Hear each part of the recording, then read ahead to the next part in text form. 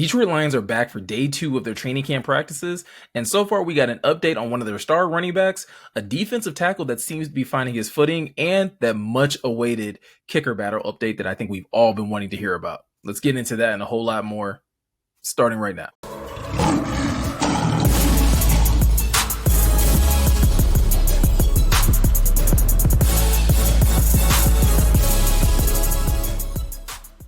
What's going on, Lions fans? Welcome to the Pride of Detroit YouTube channel. I'm Miko, one of the lead content creators over here on YouTube. And in today's video, we're going to be continuing our recap series of Lions training camp. Today, focusing on day 2 and some of the better storylines that come out from camp today. Now, it's worth keeping in mind that these recaps are a little bit on the shorter side, and there may not be nearly as much detail as you might be looking for. So if you're looking for that added level of insight in regards to maybe a position group that I don't talk about today or a player that I may not mention, I highly suggest that you guys check out Pride of Detroit Direct, which is our paid subscription service where Eric and Jeremy actually give a full account of everything that they saw going from the offense to the defense and even special teams, and actually going position group by position group on who stood out and who made plays and who really is making an impression, and maybe who might be falling behind a little bit. If you need that extra level of detail, like I said, there's a link in the description. All you have to do is click that. That'll take you to this page where you can get subscribed, and you can use the code podcast25 to get a 25% discount on your subscription. It's only $50 a year, but you can save a little bit extra if you use that promo code. Now that we got all that business stuff out the way, let's talk about some of the things that took place during camp today. And like I said at the top of this, we're actually going to talk about one of the star running backs on this Lions roster, and that being Jahmyr Gibbs.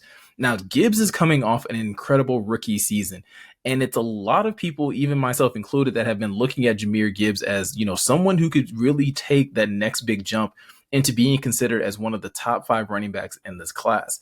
And I feel like the Lions kind of have that same mentality and they see the same things in him as a player, because so far this offseason, they're really ramping up what Jahmyr Gibbs is going to be able to do on the field, which is obviously going to open up more opportunities and more ways for him to impact the game outside of just running the ball from the backfield. Now, Jahmyr Gibbs has been limited with a soft tissue injury that he suffered this offseason. So he hasn't been able to participate in every 11-on-11 type or just team situation so far, but he is getting work with position coaches. And specifically today, one of the things that's really was highlighted is the fact that him working with some of the wide receivers and some of the wide receiver coaches. If we all recall, once the season ended, while there was a lot of praise about Jahmyr Gibbs and what he was able to do as a running back, there is still that element of his skill set that a lot of coaches still want to tap into on this team, and that being his ability as a pass catcher. And that's something that Ben Johnson talked about. It's something that Scotty Montgomery, Dan Campbell, a lot of these coaches have already taken notice of the fact that, listen, as dynamic as Ja is, rushing from the backfield, there is still some untapped potential with him as a receiver. With that being said, with him working with the wide receivers, in this practice, there was a lot more work put into like some of the technical aspects of playing, out wide. And when I talk about technical stuff, I'm talking about like how to release from the line. That may seem like something that's relatively easy with a player that's as athletic as Ja, but when you really think about it, some of the best wide receivers in the game, the thing that separates them is their ability to just get off the line and get into their routes. You look at what makes Saint so good is how good his feet are and how easy, it is for him to route people up and then get open. Devontae Adams is seen by a lot of people as like the GOAT in terms of like modern day NFL right now, who's really good at just getting off the line and always finding ways to get open. This is something that Ja is going to have to learn as well if the Lions are going to use him, not just like in the slot, but from everything that was coming out from practice today, like Ja was, lining up out wide and actually getting in more situations like that. And the work that he was putting in didn't just stop with the coaches. Even after practice was over, he still went over there, found Amon-Ra St. Brown, and got some additional work in and understanding, again, how to get off the line, how to run certain routes. So this isn't a situation where they're going to be throwing him out there and maybe he's only running 9 routes or he's only running slants. It looks like Ja's about to get a full, indoctrination into what it takes to play receiver so that they can have more opportunities to get him on the field.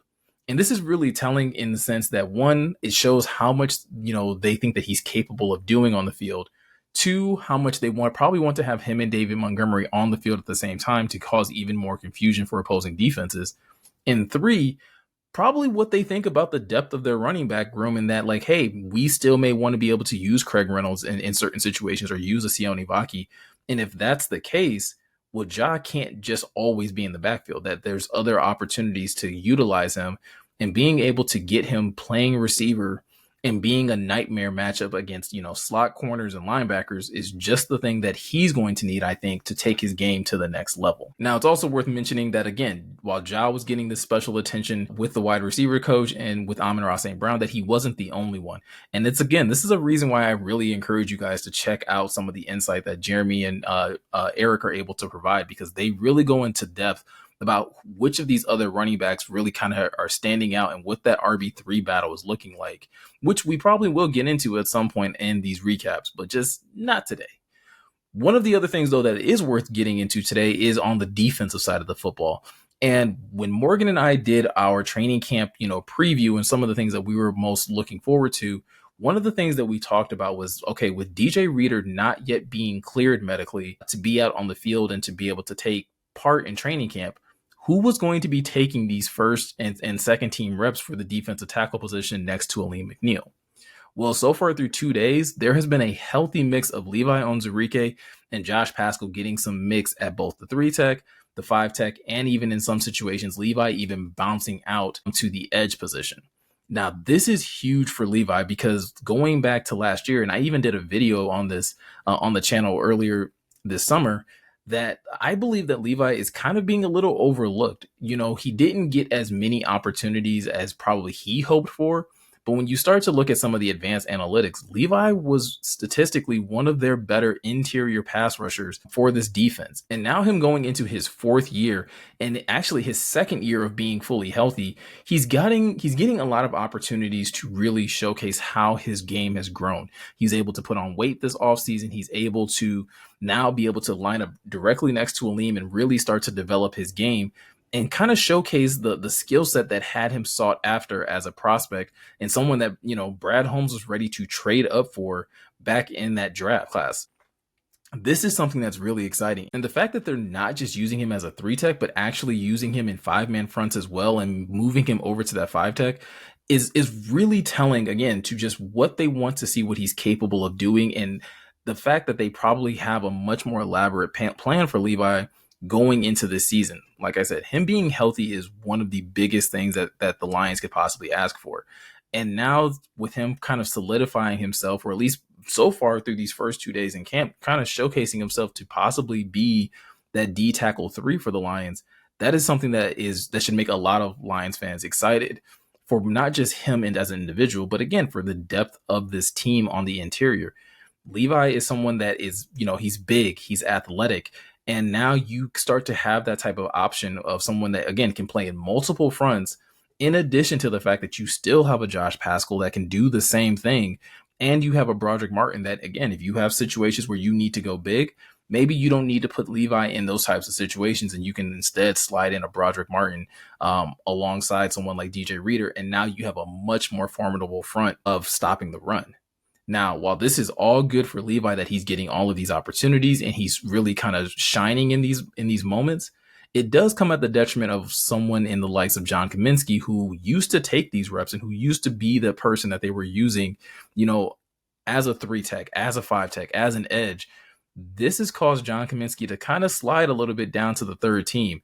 And again, it's worth pointing out that it is only day 2 of camp. And I don't think this is by any means the Lions saying that they don't believe in John Kaminsky, but I do think it is a sign that, like, hey, we just want to get more eyes on Levi, because, like I said earlier, he hasn't been healthy and they haven't had as many opportunities to see how he's going to thrive in these situations. So John Kaminsky is someone that I think has proven his value to the team time after time. And as camp goes along, it's going to be something that's worth kind of keeping an eye on what that battle looks like. And once DJ Reader gets back, again, how does this defensive line kind of shake out? And who was repping with the first team? How many more, first team opportunities is Levi going to get? Or does he start to just kind of slide down to the second team and kind of settle there? Now, one last thing before we get out of here and wrap up this training camp recap is we have to talk special teams. This was another talking point that Morgan and I were kind of excited to talk about, and it's very weird because very rarely do you go into a training camp and people want to hear about kickers. But when you're Jake Bates and you have a leg that is very good from 60 and a little bit further, people start asking questions, and they want more updates on just like how he's performing. Well, today he got his opportunity and actually had a very good showing, going 6 for 6 on all of his kicks. He actually had 2 kicks from 50, a kick from 40, and the rest of those kicks were from the 30s. And so for him to be hitting those consistently, Morgan and I kind of talked about this. It's going to be really hard to unseat Michael Badgley. I think the Lions know exactly what they have in Michael Badgley, which is one of the reasons why in today's practice, I think that's one of the reasons why he didn't really participate in any of these situations. It was very much so just a Jake Bates show. And it almost starts to feel like if Jake Bates wants to end up on the Lions roster, if he wants to be the kicker for Detroit, he's really just got to, be the better kicker. He has to be the more consistent kicker. And that's something that Morgan and I kind of talked about, is that consistency is going to be the thing. So having a day like today where you're kicking from the fees, you're kicking from the 40s, and you're kicking from the 30s, and you're probably also kicking from different angles at the same time, him being able to make those is the thing that's most important. Him making all 6 of those is the thing that's important, not necessarily the distance, because I think the Lions know, based off of what he was able to do with the Michigan Panthers, he can kick from distance. That is by no means in question. But can he do it on a down by down basis? Can he do it in different situations? And I think as training camp kind of progresses on, you're going to see more of those situations become a little bit more drastic, right? They're going to start putting, time on clocks, and then, the offense has to move down the field in this amount of time. And can he get out on the field, get set, and then still be able to drill a kick in a practice type of situation? Then on top of that, you start to get into the preseason, he's going to have opportunities there. So I wouldn't be surprised if we see more practices like this. I do think at some point in time we will see Michael Badgley kick, and there'll be like kind of that back and forth on who has the better day type of thing. But at least for today, I do think the Lions are comfortable with what they have in Michael Badgley. And I think going into the preseason, you may see a lot more Jake Bates than you do Michael Badgley, for that same very reason of, okay, we know what Michael Badgley is going to do in in-game situations. Jake Bates has never had this opportunity in the NFL, so let's get him those opportunities, whether it's just kicking extra points or actually getting field goal opportunities. Those are going to be the things that the Lions really need to see, is how does he handle those moments? How does he handle the pressure in those situations? So this is just, the first time we get to do this type of update. Hopefully we get to do even more of these. And if they're not done over here on the Pride of Detroit YouTube channel, like I'm going to say for the third time, definitely go check out Pride of Detroit Direct. And I'm not just saying that because we want you guys to spend money. The value that you guys get from hearing these things directly from Jeremy and Eric is immense. There's really so much more value that can be found in 2 guys that are sitting there and locked in for the entirety of practice. There's very few things that go missing or that they aren't able to notice while they're watching practice. So it's definitely worth your time if you can, and if you want to make that investment. If you don't, at the same time, I'm still going to be here providing updates over here on the YouTube channel. So with all that said, I'm Miko. Thank you guys for taking the time to watch. If you want any more updates, like I said, POD Direct, or you can check out the website, because there will be an observation article that will be posted later today as well. So thank you guys for taking the time to watch, and I'll be sure to catch you guys in the next one.